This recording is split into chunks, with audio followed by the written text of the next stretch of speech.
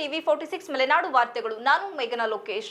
ರಾಜ್ಯದ ಅತ್ಯಂತ ಪ್ರಮುಖ ರಸ್ತೆ ರಾಷ್ಟ್ರೀಯ ಹೆದ್ದಾರಿ 75 ರಾಜಧಾನಿ ಹಾಗೂ ರಾಜ್ಯದ ಪ್ರಮುಖ ಬಂದರು ಮಂಗಳೂರು ಸೇರಿದಂತೆ ಕರಾವಳಿ ಪ್ರದೇಶವನ್ನು ಸಂಪರ್ಕಿಸುವ ಅತ್ಯಂತ ಪ್ರಮುಖ ರಾಷ್ಟ್ರೀಯ ಹೆದ್ದಾರಿಯಾಗಿದ್ದು, ಈ ರಸ್ತೆಯನ್ನು ಈಗ ಬಂದ್ ಮಾಡಲು ಹೊರಟಿರುವುದು ಆತಂಕಕಾರಿ ನಡೆ ಎಂದು ರಾಷ್ಟ್ರೀಯ ಹೆದ್ದಾರಿ ಶಿರಡಿ ರಸ್ತೆ ಉಳಿಸಿ ಹೋರಾಟ ಸಮಿತಿ ಅಧ್ಯಕ್ಷ ಸಂಜಯ್ ಶೆಟ್ಟಿ ಅಸಮಾಧಾನ ವ್ಯಕ್ತಪಡಿಸಿದರು.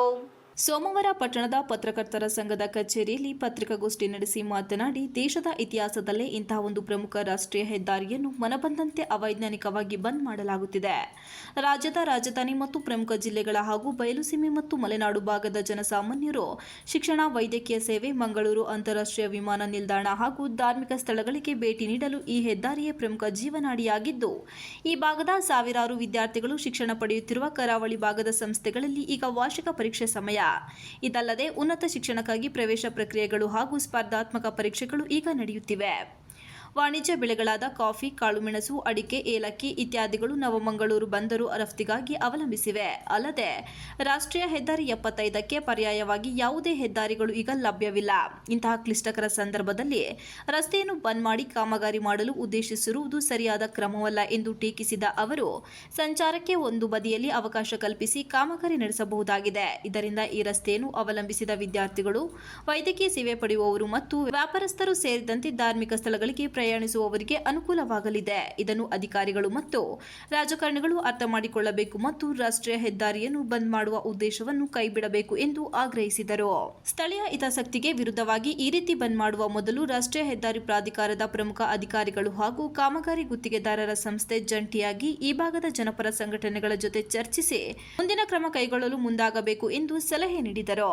ಸಮಿತಿಯ ಕಾರ್ಯದರ್ಶಿ ಸಾಸು ವಿಶ್ವನಾಥ್ ಮಾತನಾಡಿ, ರಾಷ್ಟ್ರೀಯ ಹೆದ್ದಾರಿ 75 ಶಿರಡಿ ರಸ್ತೆ ಪ್ರಯಾಣಿಕರಿಗೆ ನರಕ ದರ್ಶನ ಮಾಡಿಸುತ್ತಿದೆ. ಕಳೆದ ಸುಮಾರು 10 ವರ್ಷಗಳಿಂದ ಈ ಹೆದ್ದಾರಿಯ ಕಾಮಗಾರಿ ನಡೆಯುತ್ತಿದ್ದು, ಸಾಮಾನ್ಯ ಜ್ಞಾನವಿಲ್ಲದ ರಾಜಕಾರಣಿಗಳ ಮತ್ತು ನಿರ್ಲಕ್ಷ್ಯ ಅಧಿಕಾರಿಗಳು ಮತ್ತು ಅನುಭವದ ಕೊರತೆ ಇರುವ ಗುತ್ತಿಗೆದಾರರಿಂದ ಅತ್ಯಂತ ಕಳಪೆ ಮತ್ತು ಅವೈಜ್ಞಾನಿಕ ಕಾಮಗಾರಿ ನಡೆಸಲಾಗುತ್ತಿದೆ. ಅದಕ್ಕೆ ನಿದರ್ಶನವಾಗಿ ಸಾರ್ವಜನಿಕ ಸಂಚಾರದ ಮಧ್ಯೆ ರಾತ್ರಿ ವೇಳೆ ತಿರುವುಗಳಲ್ಲಿ ಯಾವುದೇ ಯಂತ್ರೋಪಕರಣಗಳನ್ನು ಬಳಸದೆ ಕಾಂಕ್ರೀಟ್ ಹಾಕಲಾಗುತ್ತಿದೆ ಎಂದು ಆಕ್ರೋಶ ವ್ಯಕ್ತಪಡಿಸಿದರು. ಇಂತಹ ಸಂದರ್ಭದಲ್ಲಿ ರಸ್ತೆ ಬಂದ್ ಮಾಡಿದರೆ ಅವರು ಮನಸೋ ಇಚ್ಛೆ ಇನ್ನಷ್ಟು ಕಳಪೆ ಮತ್ತು ಅವೈಜ್ಞಾನಿಕ ಕಾಮಗಾರಿಗೆ ಅವಕಾಶ ಕಲ್ಪಿಸಿದಂತಾಗಲಿದೆ. ಯಾವುದೇ ಕಾರಣಕ್ಕೂ ರಸ್ತೆ ಬಂದ್ ಮಾಡಲು ಅವಕಾಶ ಮಾಡಿಕೊಡಲಾಗುವುದಿಲ್ಲ. ಇದರ ವಿರುದ್ಧ ಮಲೆನಾಡಿನ ಸಾರ್ವಜನಿಕರ ಮತ್ತು ಸಂಘ ಸಂಸ್ಥೆಗಳೊಂದಿಗೆ ತೀವ್ರ ಸ್ವರೂಪದ ಪ್ರತಿಭಟನೆ ನಡೆಸಲಾಗುವುದು ಎಂದು ಈ ಮೂಲಕ ಅಧಿಕಾರಿಗಳ ಗಮನಕ್ಕೆ ತರಲಾಗುತ್ತಿದೆ ಎಂದು ಹೇಳಿದರು. ಯಾವುದೇ ತೀರ್ಥಕ್ಷೇತ್ರಗಳಿರಬಹುದು, ಮಸೀದಿಗಳಿರ್ಬೋದು, ಚರ್ಚ್ಗಳಿರ್ಬೋದು, ದೇವಸ್ಥಾನಗಳಿರ್ಬೋದು, ಎಲ್ಲರೂ ಪ್ರಯಾಣಿಕರು ಈ ಒಂದು ರಸ್ತೆಯಲ್ಲಿ ಪ್ರಯಾಣಿಸ್ತಾ ಇದ್ದಾರೆ. ಅವರಿಗೆ ಯಾವುದೇ ರೀತಿಯ ತೊಂದರೆ ಆಗದಂತೆ ಖಂಡಿತವಾಗ್ಲೂ ಈ ರಸ್ತೆಯಲ್ಲಿ ಹೋಗ್ಬೇಕಾದ್ರೆ ಪ್ರತಿಯೊಬ್ಬರು ತೊಂದರೆಯನ್ನು ಪ್ರತಿದಿನ ಅನುಭವಿಸ್ತಾ ಇದ್ದಾರೆ.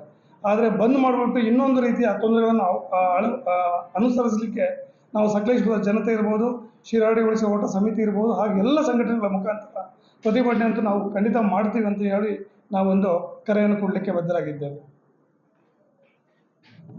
ಹಾಗಾಗಿ ನಾವು ಯಾವುದೇ ಕಾರಣಕ್ಕೂ ನಿಮ್ಮ ಈ ಬಂದ್ ಮಾಡುವ ಯೋಜನೆಗೆ ನಾವು ಅವಕಾಶವನ್ನು ಕೊಡುವುದಿಲ್ಲ. ನಿಮ್ದು ಏನೇ ಇದ್ರೆ ಅಕಸ್ಮಾತ್ ಬಂದ್ ಮಾಡಬೇಕು ಅಂತಿದ್ರೆ ನಮ್ಮ ಸಕಲೇಶ್ಪುರ ತಾಲೂಕಿನ ಮಲೆನಾಡು ಭಾಗದ ಎಲ್ಲ ಜನಪರ ಸಂಘಟನೆಗಳನ್ನು ಮತ್ತು ನೀವು ಅಧಿಕಾರಿಗಳು ಮತ್ತು ಈ ಭಾಗದ ಜನಪ್ರತಿನಿಧಿಗಳು ಎಲ್ಲರನ್ನೂ ಒಂದು ಸಭೆಯನ್ನು ಸೇರಿ ಆ ಸಭೆಯಲ್ಲಿ ಸಂಘ ಸಂಸ್ಥೆಗಳ ಜೊತೆ ಚರ್ಚಿಸಿ ಮುಂದಿನ ಕ್ರಮ ತಗೋಬೇಕು. ಇಲ್ಲಾಂದರೆ ನಾವು ನಿಮಗೆಲ್ಲ ನೆನಪಿದೆ, ನಮ್ಮ ಶಿರಾಡಿ ಹೋರಾಟ ಸಮಿತಿಯವರು ಯಾವ ರೀತಿ ಹೋರಾಟ ಮಾಡ್ತೀವಿ ಅನ್ನೋದು ಎಲ್ಲ ಅಧಿಕಾರಿಗಳಿಗೆ ಗೊತ್ತಿದೆ. ಮುಂದೆನೂ ಕೂಡ ಈ ರೀತಿಯ ಹೋರಾಟವನ್ನು ಹಮ್ಮಿಕೋಬೇಕಾಗುತ್ತೆ ಅಂತ ನಾವು ಈ ಮೂಲಕ ಅಧಿಕಾರಿಗೆ ಮತ್ತು ಜನಪ್ರತಿನಿಧಿಗಳಿಗೆ ಎಚ್ಚರಿಕೆ ನೀಡ್ತೇವೆ. ಸುದ್ದಿಗೋಷ್ಠಿಯಲ್ಲಿ ಸಮಿತಿಯ ಸದಸ್ಯರಾದ ಸಿಪಿ ಪ್ರಸನ್ನಕುಮಾರ್ ಮತ್ತು ಎಡೆಹಳ್ಳಿ ಆರ್ ಮಂಜುನಾಥ್ ಉಪಸ್ಥಿತರಿದ್ದರು. MB Umesh, TV 46 Malenadu news, Sakleshpur.